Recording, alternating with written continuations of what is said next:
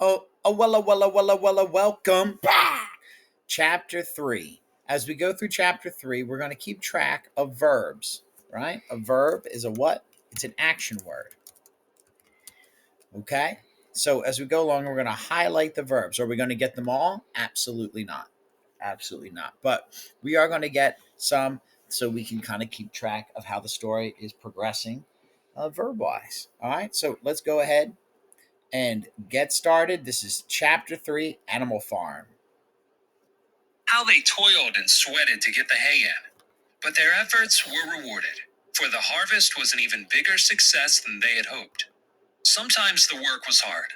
The implements had been designed for human beings and not for animals.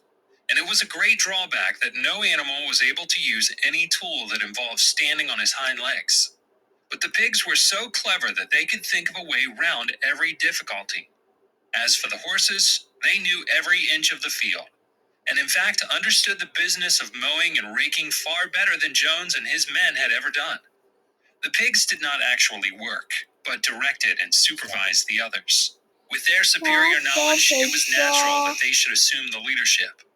Boxer and Clover would harness themselves to the cutter, or the horse rake. No bits or reins were needed in these days, of course. And tramp steadily round and round the field with a pig walking behind and calling out, "Gee up, comrade," or "Whoa back, comrade," as the case might be. And every animal, down to the humblest, worked at turning the hay and gathering it. Even the ducks and hens toiled to and fro all day in the sun, carrying tiny wisps of hay in their beaks. In the end, they finished the harvest in 2 days less time than it had usually taken Jones and his men. Moreover, it was the biggest harvest that the farm had ever seen. There was no wastage whatever. The hens and ducks, with their sharp eyes, had gathered up the very last stalk. And not an animal on the farm had stolen so much as a mouthful. All through that summer, the work of the farm went like clockwork. The animals were happy as they had never conceived it possible to be. Every mouthful of food was an acute positive pleasure, now that it was truly their own food, produced by themselves and for themselves, not doled out to them by a grudging master. With the worthless, parasitical human beings gone, there was far more for everyone to eat. There was more leisure, too. Inexperienced though the animals were, they met with many difficulties. For instance, later in the year, when they harvested the corn, they had to tread it out in the ancient style and blow away the chaff with their breath, since the farm possessed no threshing machine. But the pigs, with their cleverness, and Boxer, with his tremendous muscles, always pulled them through. Boxer was the admiration of everybody. He had been a hard worker even in Jones's time, but now he seemed more like 3 horses than one. There were days when the entire work of the farm seemed to rest on his mighty shoulders. From morning to night, he was pushing and pulling, always at the spot where the work was hardest. He had made an arrangement with one of the cockerels to call him in the mornings half an hour earlier than anyone else, and would put in some volunteer labor at whatever seemed to be most needed before the regular day's work began. His answer to every problem, every setback, was, "I will work harder," which he had adopted as his personal motto. But everyone worked according to his capacity. The hens and ducks, for instance, saved 5 bushels of corn at the harvest by gathering up the stray grains. Nobody stole, nobody grumbled over his rations. The quarreling and biting and jealousy, which had been normal features of life in the old days, had almost disappeared. Nobody shirked, or almost nobody.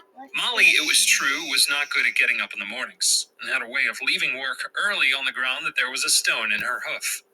And the behavior of the cat was somewhat peculiar. It was soon noticed that when there was work to be done, the cat could never be found. She would vanish for hours on end, and then reappear at mealtimes, or in the evening after work was over, as though nothing had happened. But she always made such excellent excuses, and purred so affectionately, that it was impossible not to believe in her good intentions. Old Benjamin, the donkey, seemed quite unchanged since the rebellion. He did his work in the same slow, obstinate way as he had done it in Jones's time, never shirking and never volunteering for extra work either. About the rebellion and its results, he would express no opinion. When asked whether he was not happier now that Jones was gone, he would say only, "Donkeys live a long time. None of you has ever seen a dead donkey." And the others had to be content with this cryptic answer. On Sundays, there was no work. Breakfast was an hour later than usual, and after breakfast, there was a ceremony which was observed every week without fail. First came the hoisting of the flag. Snowball had found in the harness room an old green tablecloth of Mrs. Jones's, and had painted on it a hoof and a horn in white. This was run up the flagstaff in the farmhouse garden every Sunday morning. The flag was green, Snowball explained, to represent the green fields of England, while the hoof and horn signified the future republic of the animals, which would arise when the human race had been finally overthrown. After the hoisting of the flag, all the animals trooped into the big barn for a general assembly, which was known as the meeting. Here, the work of the coming week was planned out and resolutions were put forward and debated. It was always the pigs who put forward the resolutions. The other animals understood how to vote, but could never think of any resolutions of their own. Snowball and Napoleon were by far the most active in the debates, but it was noticed that these two were never in agreement. Whatever suggestion either of them made, the other could be counted on to oppose it. Even when it was resolved, a thing no one could object to in itself, to set aside the small paddock behind the orchard as a home of rest for animals who were past work, there was a stormy debate over the correct retiring age for each class of animal. The meeting always ended with the singing of Beasts of England, and the afternoon was given up to recreation. The pigs had set aside the harness room as a headquarters for themselves. Here in the evenings, they studied blacksmithing, carpentering, and other necessary arts from books which they have brought out of the farmhouse. Snowball also busied himself with organizing the other animals into what he called animal committees. He was indefatigable at this. He formed the Egg Production Committee for the hens, the Clean Tails League for the cows, the Wild Comrades Re-Education Committee. The object of this was to tame the rats and rabbits, the Whiter Wool Movement for the sheep, and various others, besides instituting classes in reading and writing. On the whole, these projects were a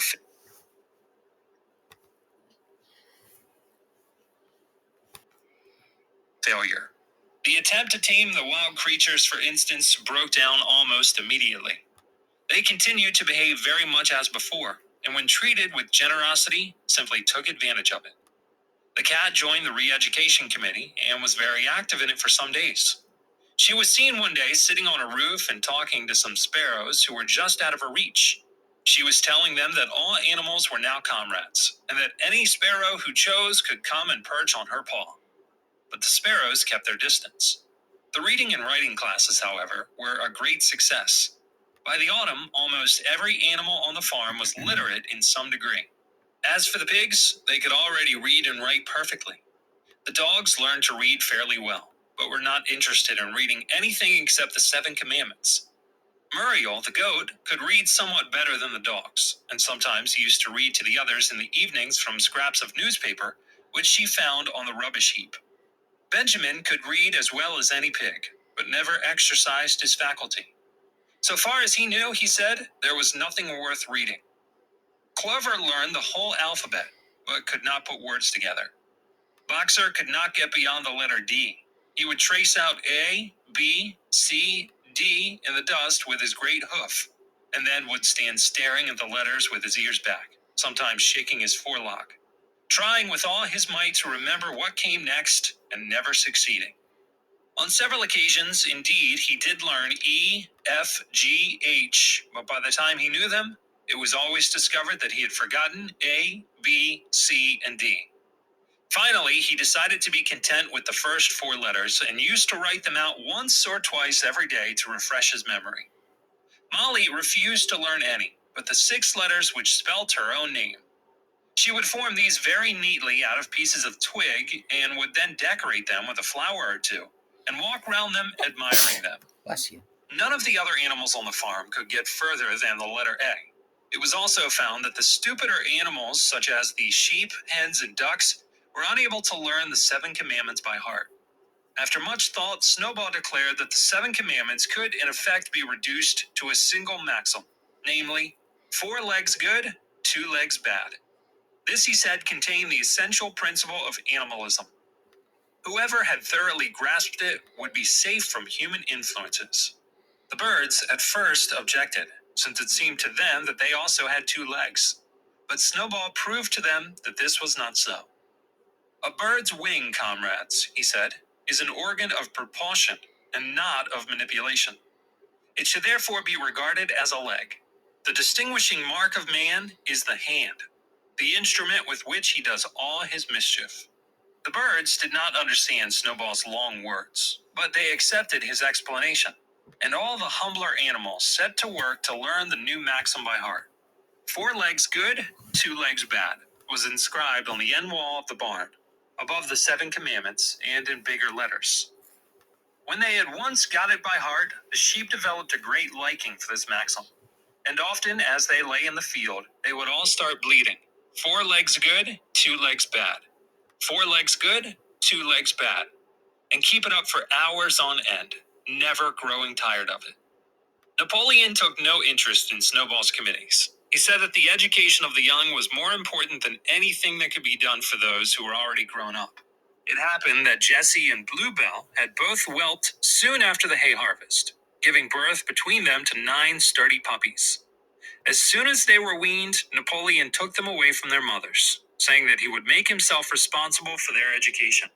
He took them up into a loft which could only be reached by a ladder from the harness room, and there.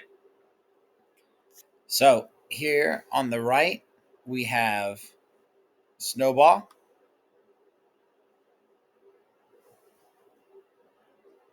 Four legs good, 2 legs bad.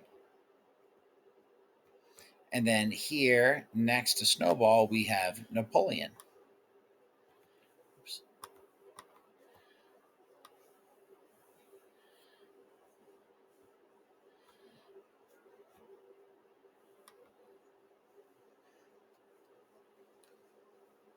Oops.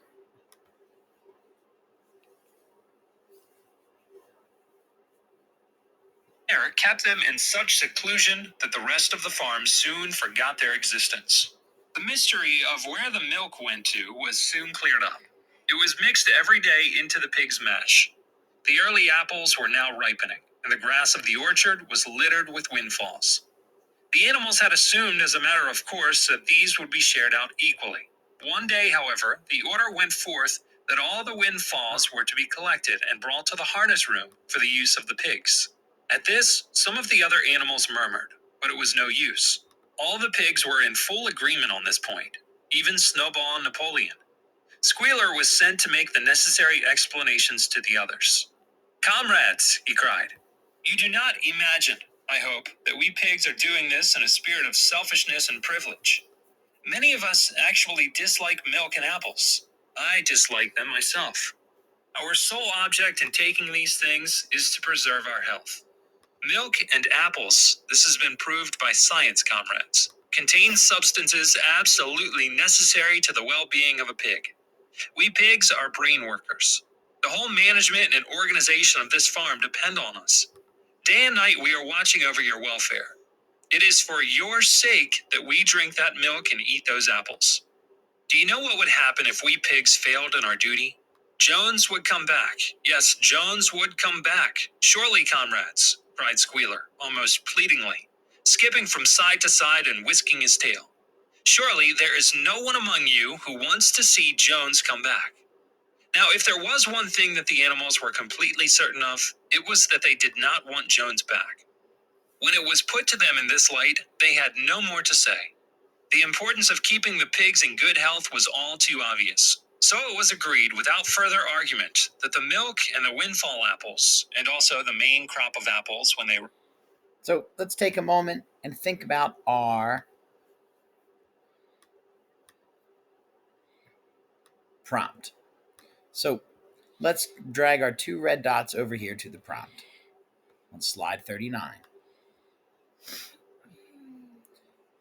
Then 2 purple next to the word soul.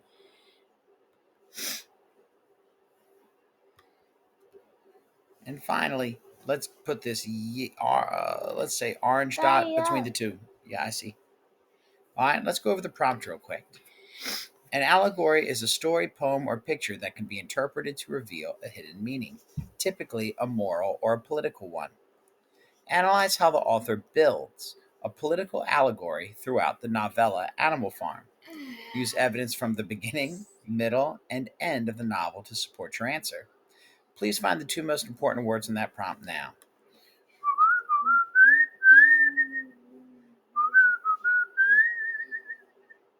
Excellent. Now, let's see if there's any parts of the text that connect with this prompt. The sole object in taking these things is to preserve our health. Milk and apples, and this has been proved by science, comrades, contain substances absolutely necessary to the well being of a pig. We pigs are brain workers. The whole management and organization of this farm depend on us. Day and night, we are watching over your welfare. It is for your sake that we drink the milk and eat those apples. Do you know what would happen if we pigs failed in our duty? Jones would come back. Yes, Jones would come back. Surely, comrades, cried Squeaker, almost pleadingly, skipping from side to side and whisking his tail. Surely there is no one among you who wants to see Jones come back.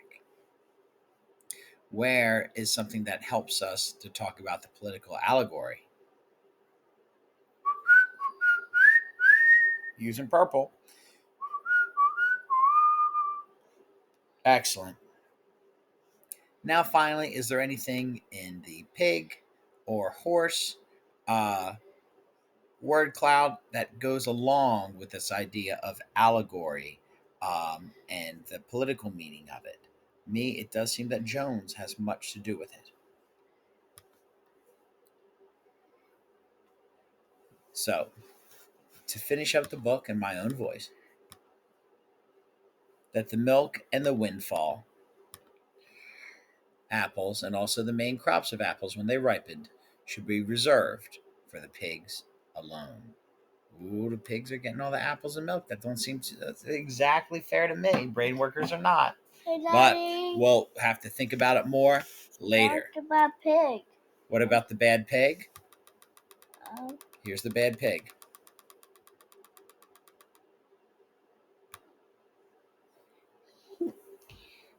um, Oh boy. hey, Daddy.